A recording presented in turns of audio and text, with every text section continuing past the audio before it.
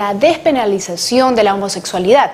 En 1997, la vivencia de la población LGBTQ+, era desconocida para una sociedad que hoy aún aprende a convivir de manera equitativa. Con la pregunta de ¿qué hace falta?, les presentamos este reportaje que ofrece una mirada histórica a este suceso.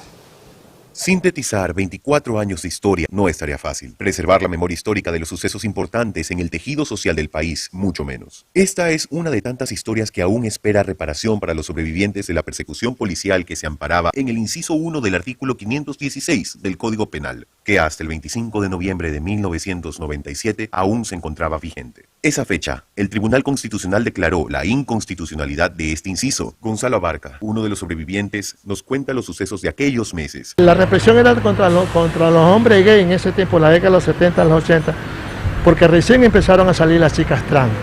Se penalizaba la relación homosexual entre hombres, pero las mujeres lesbianas nunca fueron topadas porque eso no era penalizado, era específicamente hacia el hombre homosexual.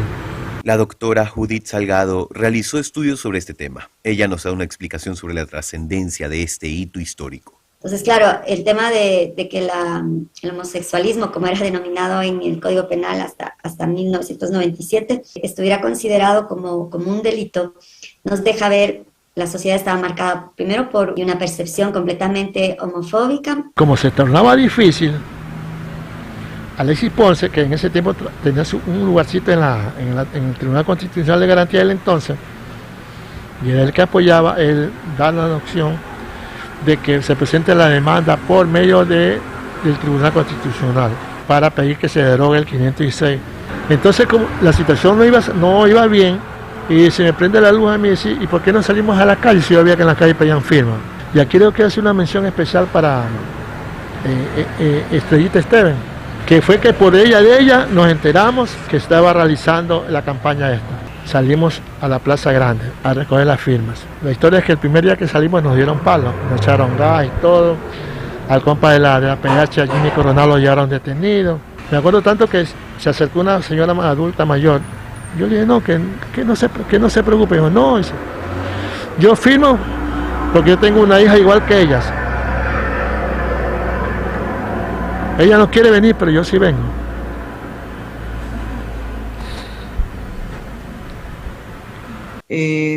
Es muy frecuente que cuando se constata la violación del derecho, la desprotección o el desconocimiento de las personas o de los colectivos como sujetos de derechos, llega un punto de inflexión en donde eso se hace público, ¿no? Fernando Orozco, director de la Asociación LGBTI Años Dorados, también fue víctima de persecución y atropellos policiales. La demanda en curso adolece de falta de celeridad. 2 años en peritaje.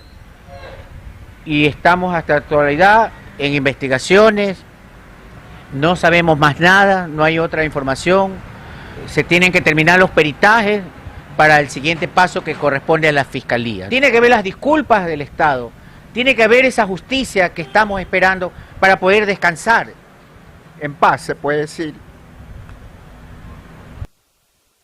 Tal como los levantamientos a nivel global por la lucha de los derechos LGBTQ+, Ecuador tuvo su momento de hartazgo donde fueron las mujeres trans y los homosexuales quienes decidieron no callar más y exigir que se reconozcan sus derechos constitucionales. Tras 24 años, aunque fue despenalizado, todavía queda el oprobio moral de ciertos sectores de la sociedad, una deuda legislativa que debe ser cubierta y reparación y justicia pendientes. Reportó para La Clave, Edgar Rosero.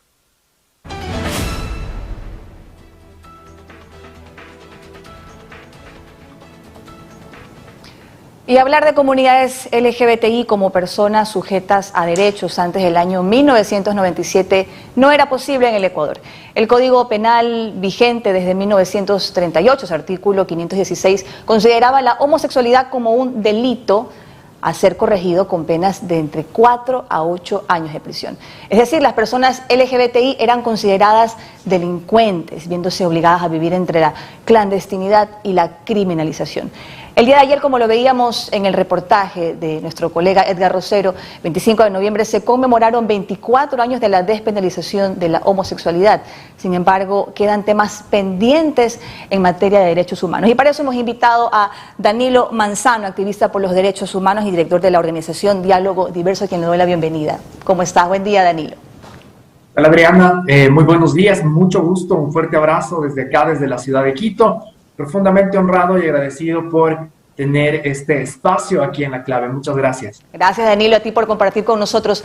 No sé si lograste ver un poco el reportaje anterior, pero en base a este trabajo, a estas acciones que se han tomado por parte de colectivos, por parte del activismo, 24 años que se cumplen de la despenalización de la homosexualidad, pero ¿qué aspectos todavía considerarías tú desde tu activismo que no se están abordando o que no se están cubriendo por parte del Estado? Bueno, Adriana, primero tuve la oportunidad de ver el reportaje, muy bien elaborado, por cierto, tener siempre esta oportunidad de ver las voces directas involucradas, sobre todo aquellas personas de las pocas que quedan, que efectivamente tuvieron la oportunidad de luchar, que se atrevieron, que tuvieron esa valentía de enfrentar al Estado. Recordemos que antes de 1997, la criminalización hacia la homosexualidad era una política del Estado ecuatoriano.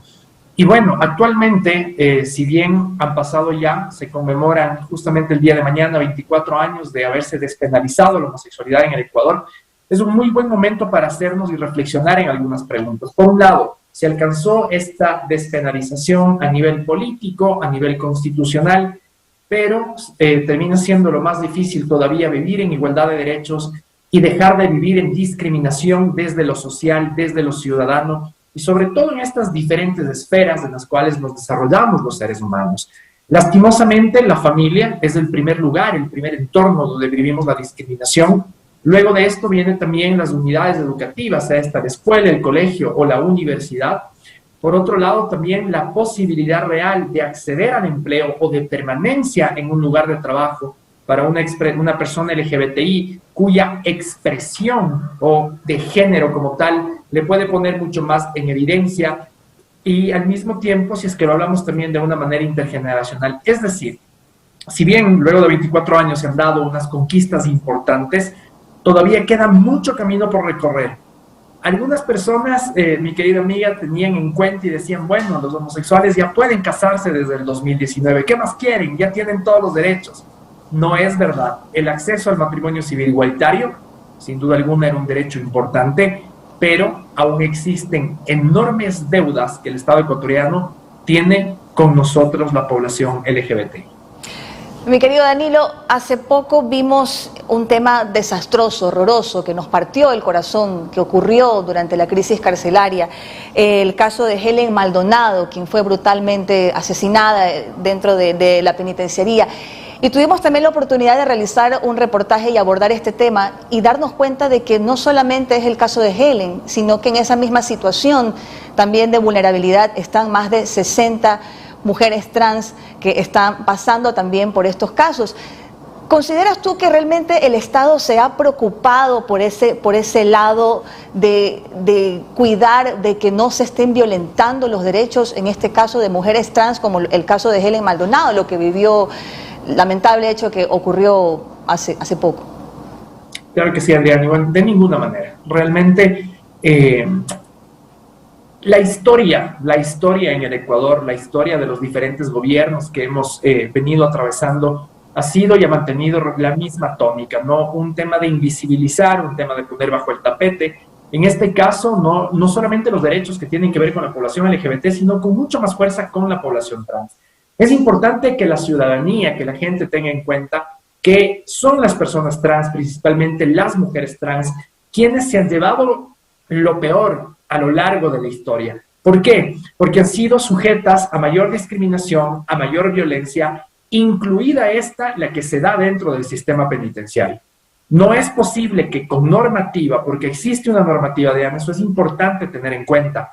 La normativa menciona que una mujer trans que ha incurrido en algún tipo de delito pueda ser ingresada en un centro de privación de libertad con base a su género, ¿sí? Y en este caso, el hecho de que existan más de 60 personas trans que están en una cárcel en la que no deberían, realmente es una vulneración de derechos, pero vamos mucho más allá, es un desconocimiento de las leyes y de las políticas que en este momento ya existen en favor de las personas del LGBTI.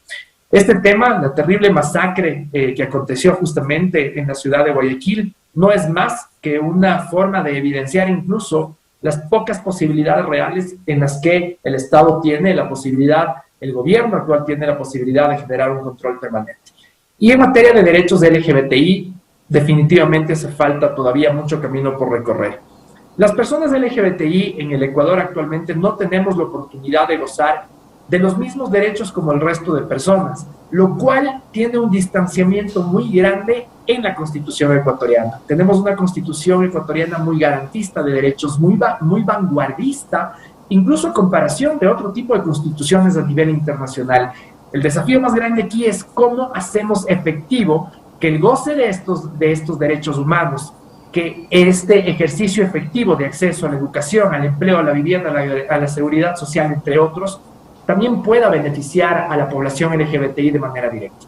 Danilo, y sobre este tema te consulto, hace pocos meses, bueno, cuando inició el actual gobierno, se hizo el lanzamiento de una Secretaría de Diversidades, se habló de reunir a diferentes colectivos, de organizar, de apoyar, de velar justamente por sus derechos, pero desde tu punto de vista, ¿consideras que realmente se ha avanzado en estos procesos? ¿Realmente vemos un abanico de oportunidades para las personas LGBTIQ+, para lo que mencionabas, acceso a educación digna, a la salud, al empleo? ¿Qué pasos consideras tú que hacen falta o si realmente se está haciendo algo por esta comunidad?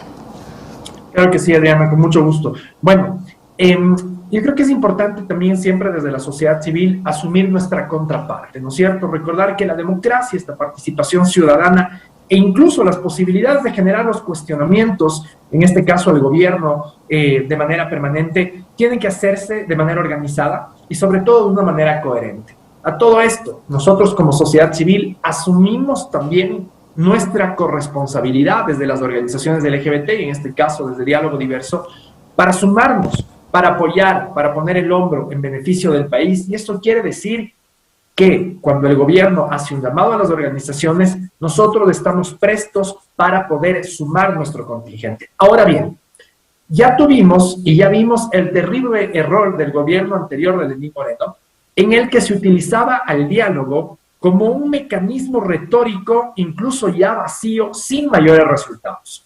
En este nuevo proceso del gobierno del presidente Guillermo Lasso, denominado el Gobierno al Encuentro, también se ha hablado mucho de la generación de diálogos y demás, siendo nuestra postura que la hemos compartido y la hemos comunicado directamente con la Secretaría de Derechos Humanos, entre otras autoridades, que el diálogo tiene que ser visto como una herramienta y no como un fin. ¿Por qué? Porque el diálogo sin resultados, el diálogo sin acuerdos concretos, sigue siendo una pérdida de tiempo y una jura a la bandera. Ahora bien, particularmente sobre la Secretaría de Derechos Humanos, en la creación de la Subdirección de Diversidades, lo vemos de muy buena manera definitivamente. ¿Que es una decisión acertada? Por supuesto que sí. El desafío que se tiene ahora es construir de una manera rápida esta creación de política pública que permita más derechos y, ojo, no derechos distintos, sino la igualdad de derechos para la población LGBT. Una política pública que definitivamente tiene que ir acompañada de presupuesto económico. No es posible implementar políticas públicas cuando desde el gobierno no se permite inyectar el capital necesario para que esto pueda tener una implementación adecuada. Hay voces distintas, mi estimada Adriana, hay voces de otras organizaciones activistas que no han estado muy de acuerdo en los primeros espacios de diálogo. Nosotros creemos que todo es mejorable, nosotros creemos que definitivamente todo es perfectible, pero esto también va de la mano en que el gobierno tenga la capacidad de querer poner oídos y tener capacidad de escucha activa a las organizaciones LGBT, a la ciudadanía organizada. La sociedad civil eleva la voz, las organizaciones LGBT alzamos la voz y hacemos las recomendaciones respectivas, en este caso el gobierno de turno del presidente Guillermo Lasso, incluso como un mecanismo de apoyo. Así que también nosotros esperamos este sentido de corresponsabilidad desde el otro lado para que asuman sus competencias, rectifiquen lo que no se está haciendo bien y pues poder avanzar en un mejor Ecuador que en materia de derechos para población LGBT nos permita tener igualdad de oportunidades y sobre todo una vida digna, que es lo que estamos esperando hace mucho tiempo.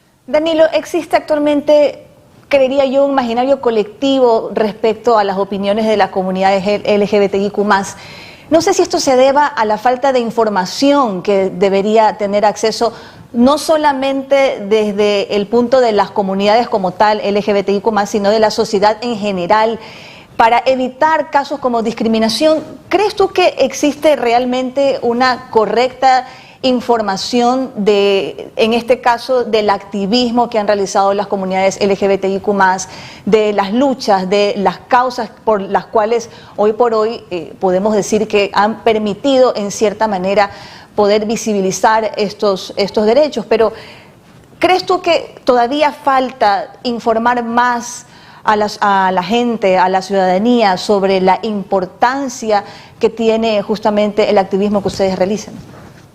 Claro que sí, yo creo, mi querida Diana, que esto va desde un paraguas mucho más grande. En realidad, cuando nosotros hablamos desde un enfoque de derechos, tratamos de dar este mensaje claro de no discriminar a ningún ser humano.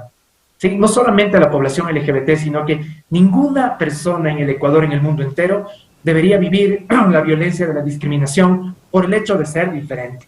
Ya lo pasa con las mujeres. El día de ayer, lastimosamente, y en un día tan importante que es la erradicación de la violencia hacia niñas y mujeres, veíamos que en el Ecuador las estadísticas, en lugar de disminuir, más bien suben.